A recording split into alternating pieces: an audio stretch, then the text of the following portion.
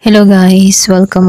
Collective reading tayo ngayon. So tingnan natin kung ano yung energy ng person mo para to sa mga no contact situation na nakikibalita sa kanilang mga person. So be open-minded po, hindi halos lahat makaresonate. Thank you nga po pala sa mga nagsusubscribe, sa mga bumabalik. Maraming pong salamat. Give me the message for collective. Ano yung current energy ng person mo?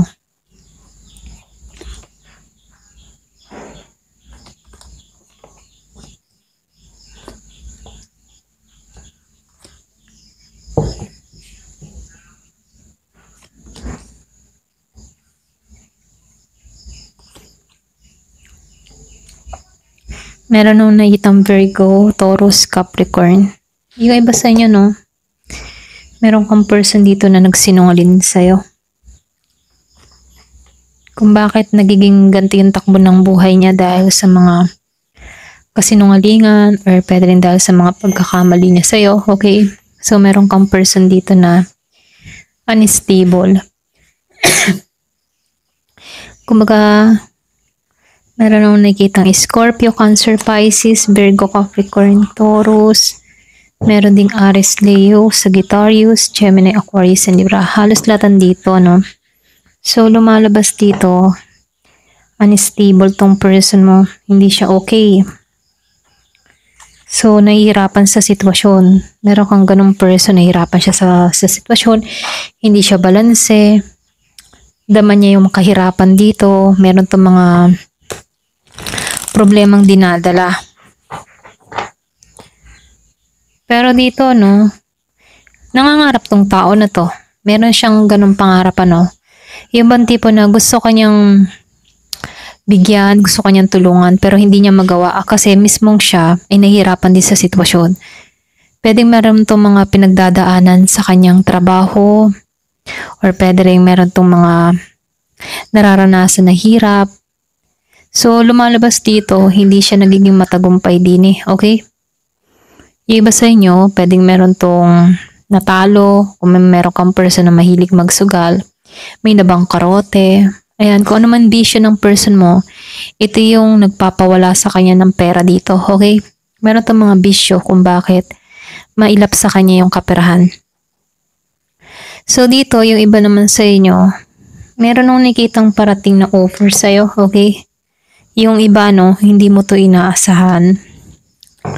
Pwede nga iba sa inyo, merong bisita kang parating. Meron nung nakitang Scorpio, Cancer, and Pisces.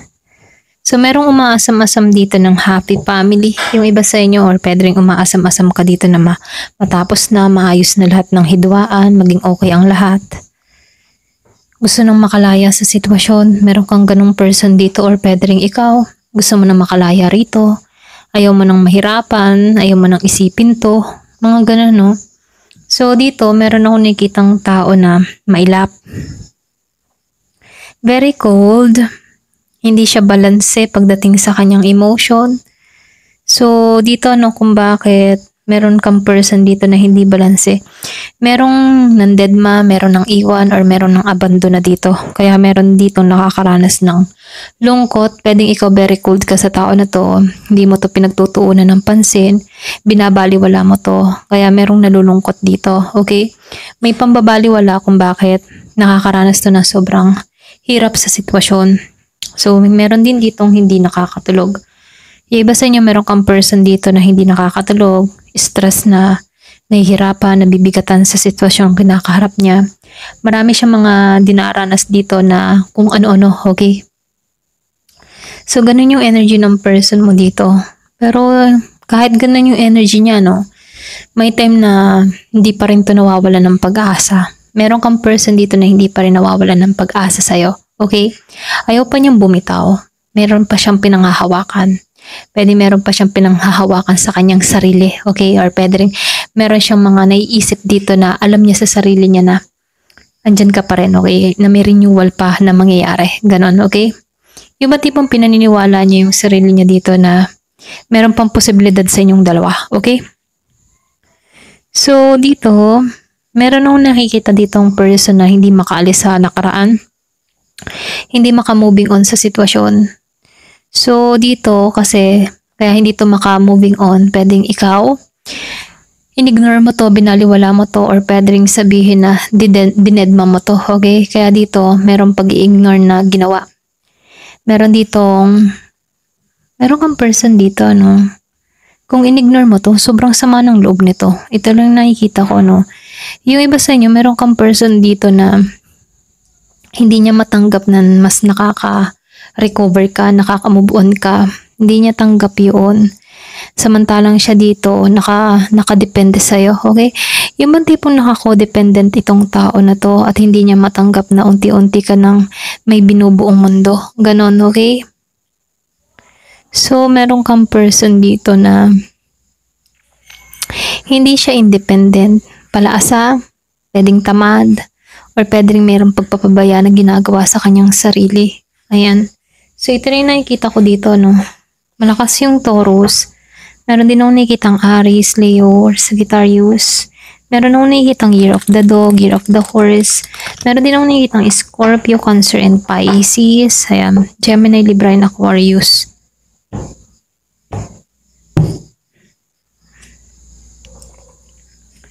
Yung iba sa inyo, no? Meron dito nakaka-recover na. Ikaw, pwede nakaka-recover ka, ha? Yung ba tipong masaya ka na? Okay ka na? Tanggap mo na? Malaya ka na sa sitwasyon? Yung ba tipong bahala na siya? Okay? So, ganun yung energy mo dito. Pwedeng yung iba sa inyo, hindi ka nakadepende. Kung itong taong ito nakadepende sa'yo, ikaw, hindi ka na dumidepende sa person mo. Meron ka ng sariling tinatahak dito. Okay? So, transition, merong pagbabago na mangyayari. Dun sa iba sa inyo, no, meron dito ang pagbabago na magaganap. So, yung mga tipo na nakikita ko dito, papasok yung transition or pagbabago sa panahong meron ditong naguguluhan or pwede andun sa point na hindi niya makita yung kaliwanagan. So, meron dito magpapalinaw sa tao na to. Pwedeng ikaw, meron kang mapapanood, meron kang malalamang mensahe sa panahon na meron kang mga katanungan, okay? Na kung saan magkakaroon ka ng kaliwanagan tungo sa pagbabago, okay? Yung ganun, ito rin nafe-feel ko sa'yo, okay? Excuse me po. Honesty and truth, naka-reverse siya, no? Pero ganun pa man, meron kang person dito na hindi naging tapat sa'yo. Yung sinabi ko nga kanina sa kauna-unahan ng reading, may sinungalin. So, lumalabas meron kang person dito na hindi naging tapat. Kahit naging tapat ka dito, okay? Ayan, kumaga hindi siya nagpakatotoo. Merong break up forever. Yung iba sa inyo, meron tinapos na, wala na. Kumaga, nag-close na. Sarado na ang pintuan para sa isa't isa. Mga ganun, no? So, merong bumitaw. Merong addiction to. Yung iba sa inyo, meron kang person dito na hirap pakawalan. Pwedeng bisyo. Pwedeng pag-ugali na hindi naaayon. Okay? So, meron tong mga pattern na sinusunod na paulit-ulit na nangyayari para sa kanya. So, nakikitaan ko dito, walang direksyon. Ayan, pwedeng meron kang person dito na may addiction. Pwedeng meron tong mga bisyo na hindi ka aya-aya.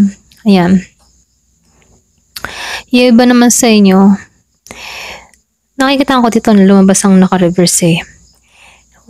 Yung bang tipo na, yung iba sa inyo, sinarahan mo na yung pintuan sa taong ito, okay? Meron kang person dito na, hindi kumikilos kasi takot pa tong harapin yung katotohanan, okay?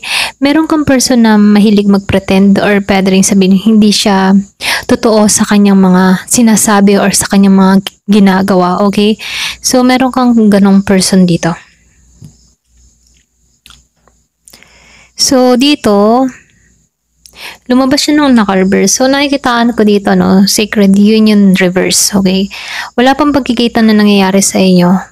Kumbaga, meron ditong kinasal na kung saan dun mo na-realize na hindi pala to sagrado itong pagmamahalang ito.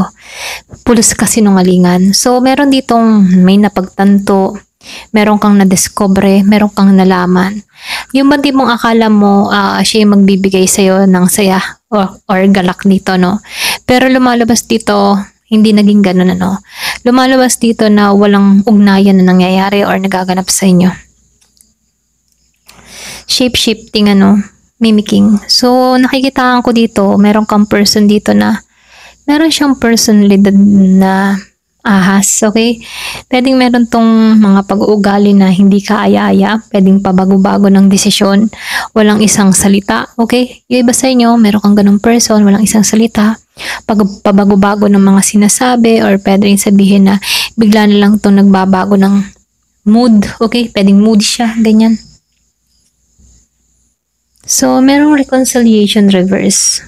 Meron akong nakitang tao dito na wala pang pagkilos na nangyayari sa inyong dalawa. Okay, wala pang pagkikita. Wala nang init, wala nang spark, wala nang ayo. Yung man tipong walang gustong makipag-ayos. Okay, so lumalabas dito, ayaw nang ayusin tong connection na to. Wala nang init na nararamdaman sa bawat isa. Yung iba. So nakikitaan ko dito yung iba sa inyo, andito ka sa Divine Masculine. Pinatatag ka ng kahapon, pinatatag ka ng iyong experience dito, alam mo na yung nararapat sa'yo, okay? Kumaga meron kang mga natuklasan, meron kang nalaman at meron kang natutunan na itong connection na meron ka dito, hindi siya masasabing sagrado or hindi siya masasabing na solid para sa'yo, okay?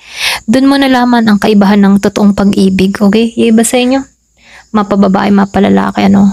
So, meron kang na-realize na itong connection na naranasan mo ay hindi totoo. Ayan. So, ex-lover. So, old spark ex-lover. So, merong ex-lover, okay?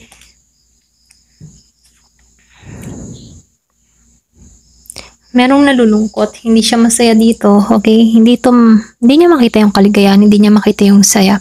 Pwedeng itong tao ito, meron siyang hinahanap na kulang para sa kanya. Ayan.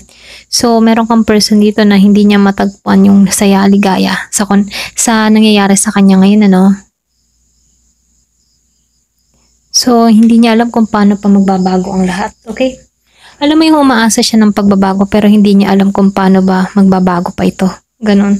So, wala siyang makuhang kasagutan, wala siyang makuhang resulta, ayan, sa mga nangyayari sa inyong dalawa. Hindi niya makita dito na meron pa bang pagbabago na mangyayari. Okay? Ayan, ito lang nakikita ko. So, lumalabas dito, meron kang person dito na ayaw makipagkasundo. Ayaw niya makipagkasundo. Ganon. So, last, impluwensya din ng mga kaibigan kung bakit ganito yung mindset ng person mo. Pwedeng dahil sa mga friends din niya kung bakit naliliko siya ng landas, walang direksyon. Ayan. Kaya yung iba sa inyo, meron tong addiction. Kaya yung iba sa inyo, pinigilan na to, lumayo na ng lubusan, ayaw na talaga. Kasi meron kang person dito na hirap magbago. Ayan. Ito lang yung mensahe sa'yo. Thank you for watching. Love and peace.